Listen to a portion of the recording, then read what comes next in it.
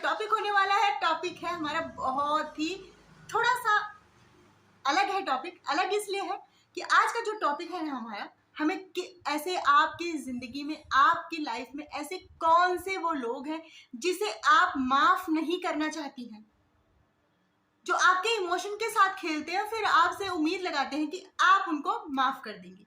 चलिए point two point हम इस चीज़ को डिस्कस करते हैं एक दूसरे के साथ। तो सबसे पहला हमारा पॉइंट है, फ्रेंड मैं आपको एक एग्जाम्पल के तौर पे बताती हूँ। ये कहानी मैंने यूट्यूब में पढ़ी थी।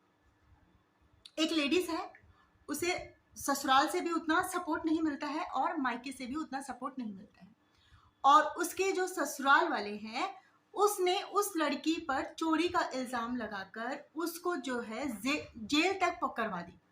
और वो बेचारी जिस टाइम उसके ऊपर ये केस डाला वो प्रेग्नेंट थी, ठीक है। वो बेचारी जेल भी काट के आई, और उसके जो कूल डूड जो उसके हस्बैंड थे, उन्होंने एक बार भी ये नहीं बोला कि आपने ऐसा क्यों किया। उन्होंने उस लड़की के ऊपर भी, उसके हस्बैंड ने, कूल हस्बैंड ने लड़की के ऊपर भी हाथ नहीं उठाया। लेकिन वहाँ पर उस हस्बैंड ने अपनी बीवी का पक्ष भी नहीं लिया, अपनी वाइफ का, कि आप मेरी बीवी के साथ ऐसा क्यों कर रहे हो, उसको गलत इल्ज़ाम चोरी में क्यों लगा रहे हो, क्यों फंसाया आपने, ऐसे गंभीर मामला आपने कैसे इसके ऊपर डाला। उसने कोई एक्शन नहीं लिया, वो बेचारी जेल तक काट के आई, ठीक है। उसके पास ना मायके से सपोर्ट था, ना ससुराल से सपोर्ट था, पति ने भी उसका साथ नहीं दिया, और वो लड़की कहीं ना कहीं अपने मतलब दूसरों के ऊपर डिपेंड थी।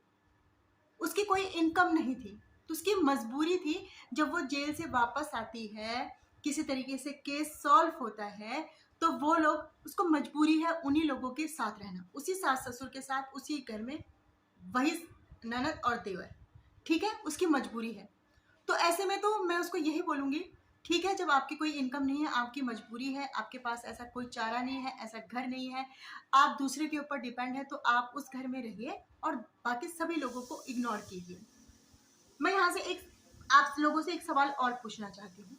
जो लोग ये ठान के रखते हैं अपने मन में, बिल्कुल सोच के रखते हैं, ये बात को एकदम पक्का करके रखते हैं कि भाई मेरा जो बेटा है, उसकी जो बहू आएगी, उसकी जो बीवी आएगी, मैं उसके साथ ऐसे ही मिसबिहेव करूंगा, ऐसे ही उसके ऊपर लांछन लगाऊंगा, ऐसी ही हरकतें करूंगा, तो आप अपने बेटे की शादी करते ही क्यों है? करनी नहीं चाहिए भाई, आपका बेटा आपको मुबारक, लेके बैठे रहो। क्यों दूसरों की लड़की को लाके आप लोग इतना पाप, इतना आप किसी के ऊपर अत्याचार करते हैं? अब आप बताइए, क्या उस लेडीज को, अपने फैमिली मेंबर को वो माफ कर सकती है? यहाँ तो उसकी मजबूरी है, माफ करके, इग्नोर करके वो रह रही है, लेकिन अगर वही लड़की खुद पे डिपेंड होती तो वो कभी भी माफ नहीं करती। तो ऐसे लोगों को हमें अपनी ज़िंदगी में कभी भी माफ़ नहीं करनी चाहिए, जो बिल्कुल समाज में और किसी के सामने भी आपको मुंह दिखाने के काबिल ना करे, और आपकी वो इतनी बेइज्जती कर दे कि बस आप सोचो कि मैं जीऊँ या मरूँ। तो आप मुझे कमेंट बॉक्स में ज़रूर बताइए, क्या ये ऐसा हो सकता है कि इतना सब कुछ होने के बाद भी कोई किसी को माफ़ कर सकता है? नहीं करना चाहिए मेरे हिसाब से। बाकी आप अपनी राय मुझे कमेंट बॉक्स में ज़रूर दीजिएगा। अब बात आती है नंबर 2 पॉइंट। कभी कभी क्या होता है, आपकी जो इनकम होती है, आपकी जो भी होती है, या फिर आपकी जो प्रॉपर्टी है, मान लीजिए प्रॉपर्टी है, तो इसमें कभी कभी क्या होता है, भाई भी भाई का हिस्सा हड़प लेता है, कभी कभी नंदे भी उसका पैसा रुपया सब कुछ छीन लेती है, या भाई भी अपनी बहनों का छीन लेता है। तो जहाँ बात प्रॉपर्टी और पैसे की नहीं है, बात यह है कि आपने उसको बेवकूफ़ बनाया, आपने उसको उल्लू समझा, और अपना जो है उसको उल्लू समझ के उसकी प्रॉपर्टी, उसका बैंक बैलेंस सब कुछ आपने छीन लिया। और वही इंसान जब दोबारा अपने पैरों पे खड़ा हो जाए, दोबारा से उसकी इनकम स्टार्ट हो जाए, तब आप जाके उसे रिश्तों का हवाला देके कि भाई मैं तेरी ये हूँ, मैं तेरी ये हूँ, मैं तेरी ये हूँ, तो आप दोबारा उससे जुड़ने की कोशिश करेंगे। तो क्या ऐसे हालत में उस इंसान को माफ़ी देनी चाहिए? कोई भी हो, चाहे वो परिवार का हो, और ऐसे मामलों में अधिकतर फैमिली के ही लोग रहते हैं, फैमिली का ही मैटर होता है। तो आप बताइए, क्या ऐसे लोगों को माफ़ करना चाहिए? मेरे हिसाब से तो बिल्कुल भी माफ़ नहीं करना चाहिए। अब बात करते हैं पॉइंट नंबर 3 की।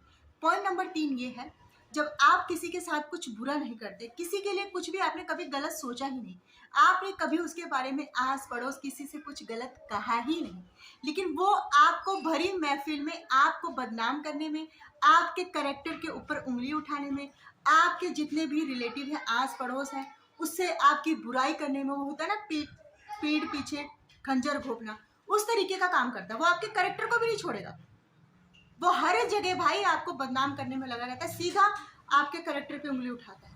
तो ऐसे इंसान जो बिल्कुल बिना सोचे समझे आपके कैरेक्टर के ऊपर, आपके चरित्र के ऊपर उंगली उठाए, ऐसे इंसान को आप जब अगर माफ करेंगे ना, दोबारा भी वो ऐसे करेंगे। इसलिए मेरी राय ये है कि जो भी इंसान आपके कैरेक्टर के ऊपर, चरित्र के ऊपर उंगली उठाए, आपको हर जगह बदनाम करने की कोशिश करे, ऐसे इंसान से बहुत दूर रहना चाहिए।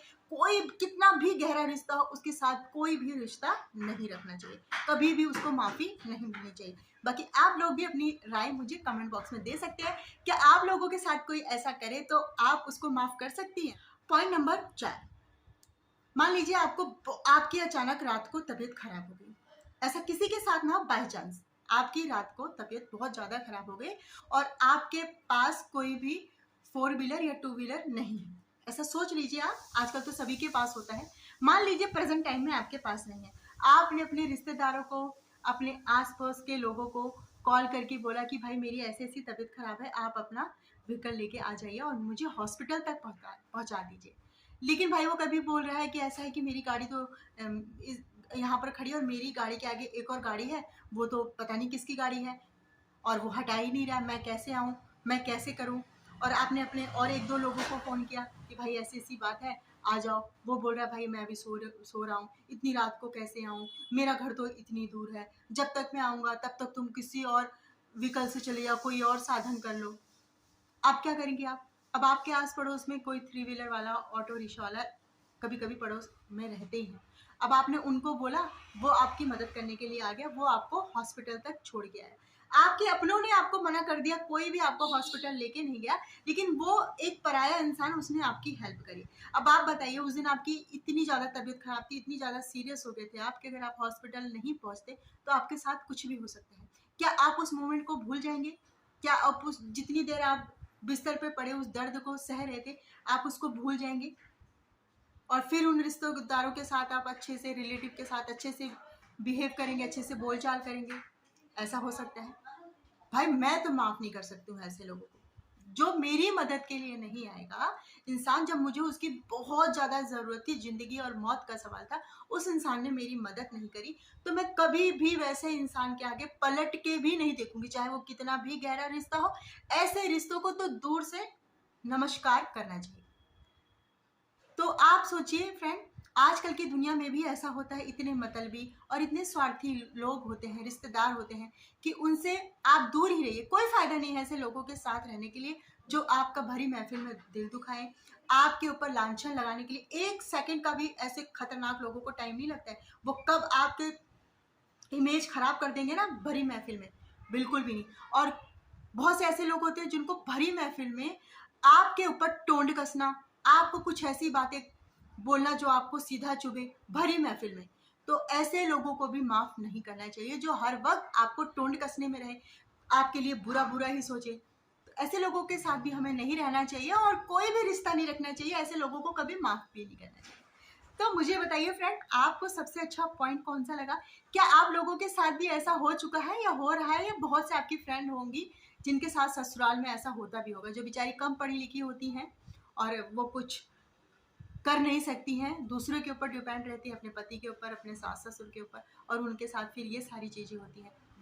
बहुत दिल दुखता है कि आजकल भी ऐसा हो रहा है लेडीज़ों के साथ, क्योंकि वो पढ़ाई लिखाई में कहीं ना पीछे रह जाती है। कभी घर वाले नहीं पढ़ाते तो कभी वो खुद ही नहीं पढ़ना चाहती। तो मुझे उम्मीद है फ्रेंड, आप सबको ये वीडियो पसंद आई होगी। पसंद आई तो please like, share and subscribe, और अपने पैरों पे जरूर खड़े हो। इसी के साथ मिलते हैं नेक्स्ट वीडियो में। बाय फ्रेंड, आप लोग खुश रहिए।